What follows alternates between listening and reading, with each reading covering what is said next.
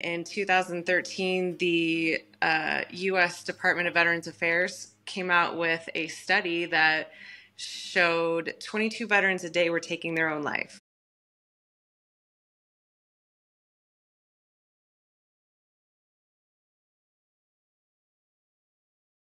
Welcome to Local Charity Spotlight. Today we're going to be speaking with Jess Roux from Mission 22.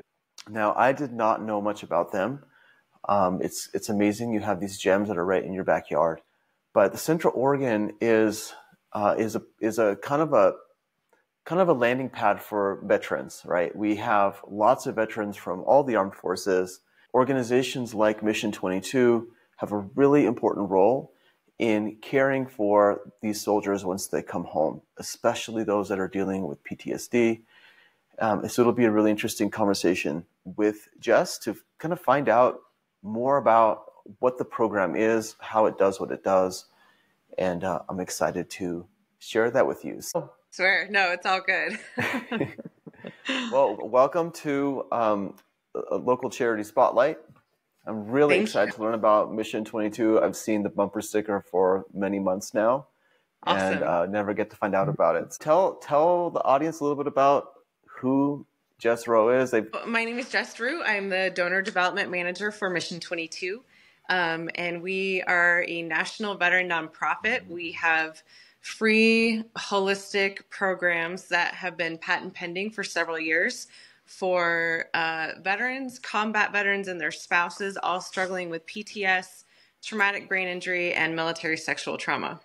All right, so before we continue on with our conversation, I just want to tell you a little bit about the Community Giveback program. And I just want to talk to you briefly about what it is.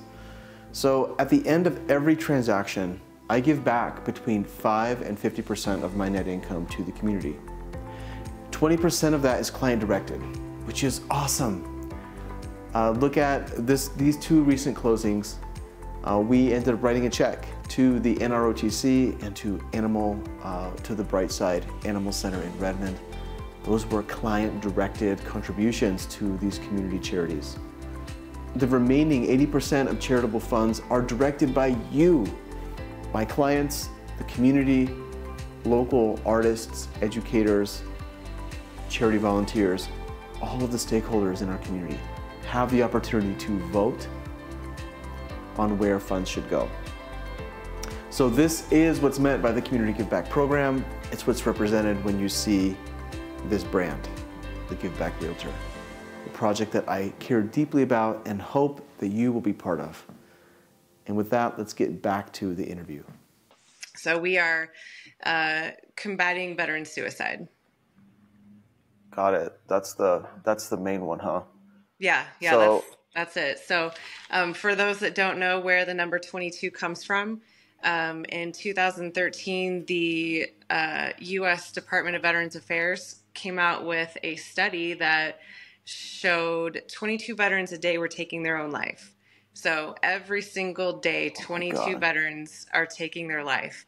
And more recently, there was an independent study done by Operation Deep Dive that shows that number might actually be double. So that's just reported metrics. Yes. That's astounding. It is. It's astounding and it's unacceptable. So, I mean, I don't know the numbers, but I would imagine that could even be more if you tallied up day by day than what's actually lost in conflict. Correct. It's yes. just that is unbelievable. Yeah, it's a pretty mind-blowing number, our organization was started 10 years ago by 3 special ops combat veterans that all struggled with their own PTS. When they got home from Afghanistan and Iraq, they started losing more of their buddies over here stateside than they were overseas in war. And that was a real problem. And so, the guys, our founders, started going through some alternative programs, because the options that were available to them on a federal level were failing them. And so they looked for alternative options and went through some programs that were, they were holistic, and they were just taking a really different approach to healing our veterans. And so through their experiences, one of our main founders, Magnus Johnson, created our R&R program, which takes really, it's a holistic approach to healing. It's mind, body, spirit, and it has been incredibly effective. So we would love to be an option on a federal level and start really healing our veteran and quit putting Band-Aids on symptoms, because there's something going on at the root, and that's how we approach it. So you've mentioned the word holistic a few times, maybe 5. Yeah. I'm curious to ask. I did a little bit of research before we had our call, and my understanding is that there's really 3 pillars that kind of underpin the program. Can you talk a little bit about that and how that relates to the holistic approach? Yeah. What does that mean when the rubber meets the road? Yeah. So our 3 pillars are veterans, family, community. And honestly, it takes a whole community to heal a veteran. And the issues that the guys and gals bring home from combat, or, just military service in general, become a family issue. And so we rally behind them as a family, as a community, to heal them and to touch on the holistic aspect. So our programs they're pretty entailed. So just for an example, the combat veteran is going to go through a 12-month program. And in that 12 months, they're going to get a gym membership, because a healthy body is a very important part of a healthy mind. They're going to get health coaches and post-traumatic growth facilitators that will really give them tools to learn how to live a normal life with PTS, because there's no cure. We're not curing PTS, but we are teaching them how to, maybe develop different habits that could lead to a healthier mindset. They will get a holistic supplement regimen that was created for us that has been proven to reduce anger and anxiety by 40%. It improves sleep. There's biometric devices that they will get in the program that will measure all of their biometrics, their stats, so that they can watch. Because when they come to us, their levels are kind of just all over the place. And so they'll watch in real time as everything starts to level out, and they start to find balance and just a new sense of normalcy. So yeah, it's a lot of work on their part. It's not an easy quick fix button or pill, but it's a natural and a healthy approach to healing the whole veteran. Got it. Yeah, so it sounds like you're addressing the body through the exercise, and you were saying there isn't a cure for PTS. No. I know there's Oregon in particular is kind of on the forefront of treatments that are specifically around that. I'm wondering if you guys is that part of the program at all? The realm of psychedelic therapy. Is it not quite yet? No, it's not something that we are a part of. I know that there is a psilocybin board in the state of Oregon, and it has been proven to work. It's definitely something that we look into and are open-minded to, but it's not a part of our program as of yet. Got it. So there's the recovery plus resiliency kind of track. Yes. And then the wellness programs. I think the running the gym membership kind of touches on the wellness component. Can you speak to the recovery and resiliency? Yeah. So the recovery part is just, honestly, it's teaching them how to not be a victim of their trauma and take accountability, and learning how to recover from that and live with it, instead of being victimized by their trauma. And then the resiliency part is just teaching them how to come back and stay resilient to, because a lot of times, you know, veterans will have a different reaction to military service and combat. Some really struggle with PTS. Some don't seem to have an issue with it at all. And we've noticed a lot of that has to do with family life before military service. A lot of times the veteran had a traumatic childhood. The ones that are coming out with really severe PTS, that PTS was triggered by trauma that happened before their service. And so, yeah, the resiliency part is just teaching them to move past and, you know, walk through life with a different mindset so that you don't revert back to, you know, where they started when they came to us. Got it. Wow, this is really important healing work.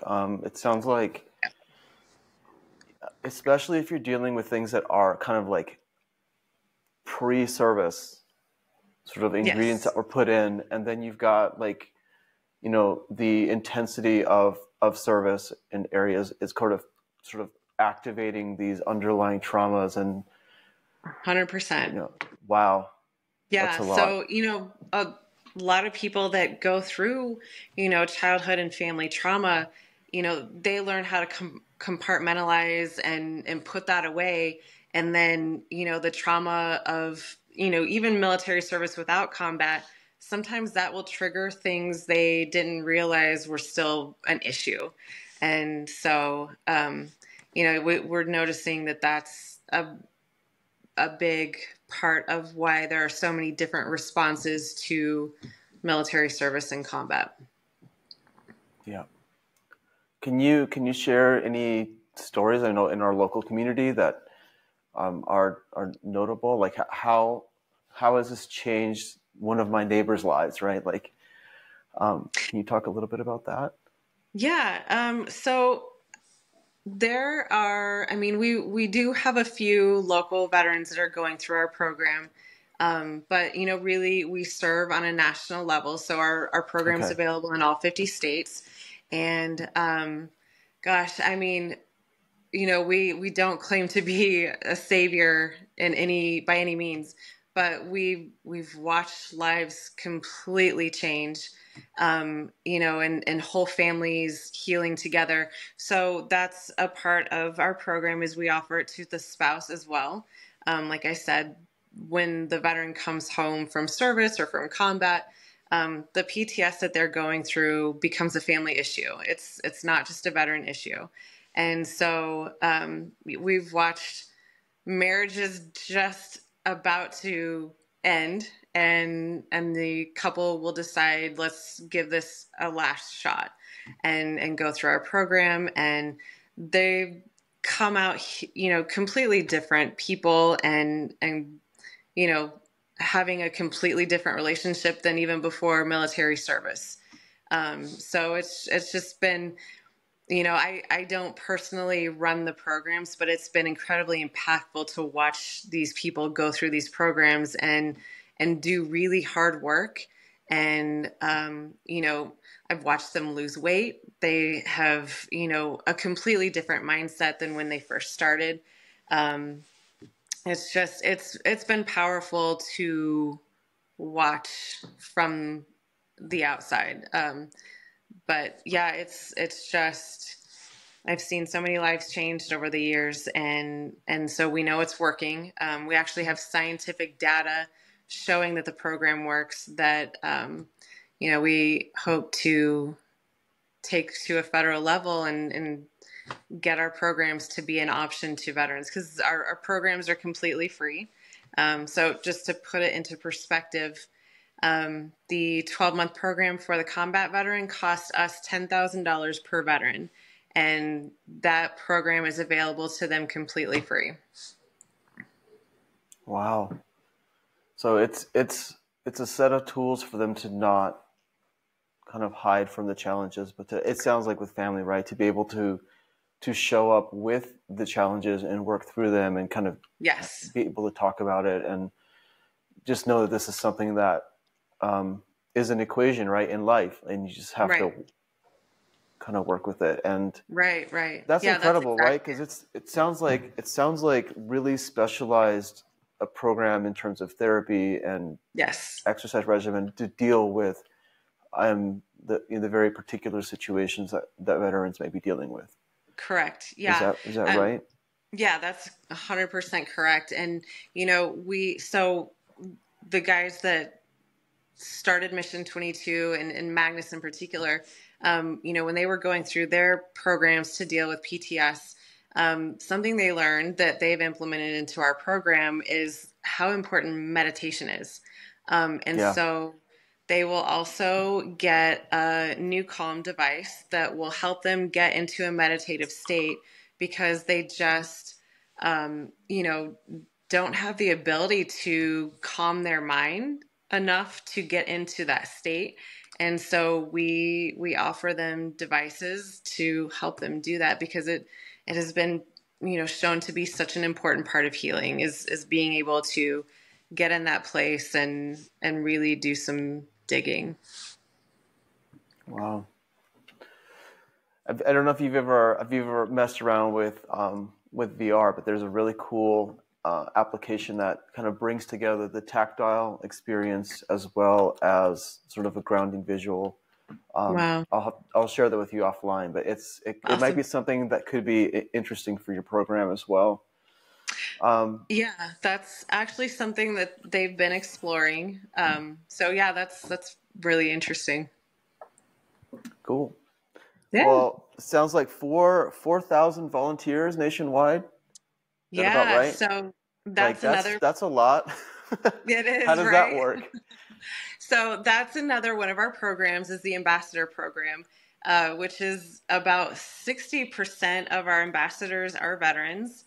And so we have over 4,000 ambassadors in all 50 states that help represent Mission 22. And what they do is, they'll go to events, they'll go to speaking engagements and educate civilians that don't know anything about military issues, about the suicide epidemic, and then also educate military families about Mission 22 and the programs that we offer for free. They also do a lot of fundraising for Mission 22 to help us keep these programs free and available to them.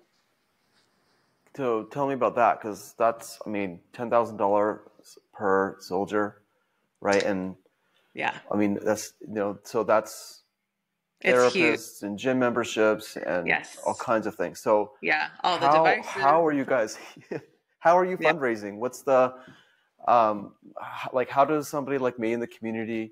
I have my way, which I'll kind of touch on in the end because you guys should know about it. But typically, how is it done? How do you guys raise funds for this important cause? Yeah. So, like I said, we've got over 4,000 ambassadors. They've been a really important part of fundraising for Mission 22. We have people that do golf events, that do galas, that, we have a whole merchandise line and 100% of the proceeds go to funding our programs. So we have ambassadors that will do like a merchandise booth at, big events that will get big attendance, like state fairs, air shows, stuff like that. And then we apply for a lot of grants. But it's a constant job daily, fundraising and getting involved in our community and just, having incredible support. Like most recently, Volvo and Ben did a fantastic fundraiser for us. Oh, that's awesome. Yeah. They've been great supporters for the last couple of years. And, it's just creating relationships in the community and, helping people realize how important this is and how, unacceptable the lack of options and treatment has been for our veterans for too long. Yeah, the stigma with mental health is awful. Yes. And in particular, like it's just, yeah, it's just something that's not talked about. It's like one of the ugly sides of the world that we just haven't wanted to look at collectively, and so people have Correct. suffered in in the corners and in the darkness without proper help, and especially Right. our veterans who have made huge sacrifices in terms of being away Right. from their families. Yeah. It's pretty astounding that that's not a bigger issue.